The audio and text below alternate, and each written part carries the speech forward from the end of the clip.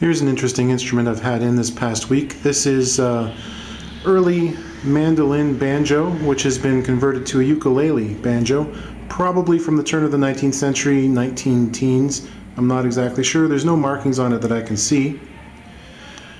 The headstock originally had space for 8 tuners as a mandolin, and someone came along and cut it down into this little interesting shape. It took me a while to find some tuners that would replace the ones that were in there.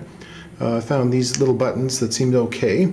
You can see that the nut was originally cut for 8 strings rather than 4. I've kept the original nut because it works just fine.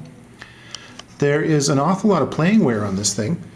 The neck has really rounded over shoulders, and there's a giant divot under the second string there. Somewhere along the line there was a rather ingenious repair done. Someone took some what appears to be standard bar fret wire, drilled some holes, and bent it over the fingerboard, creating what's essentially a giant staple to act in lieu of frets. When I got it, the banjo didn't have a bridge, so I carved this little one out of pear.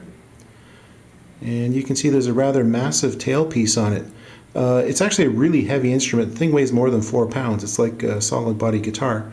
I think this tailpiece is actually from a plectrum banjo, a full-size one.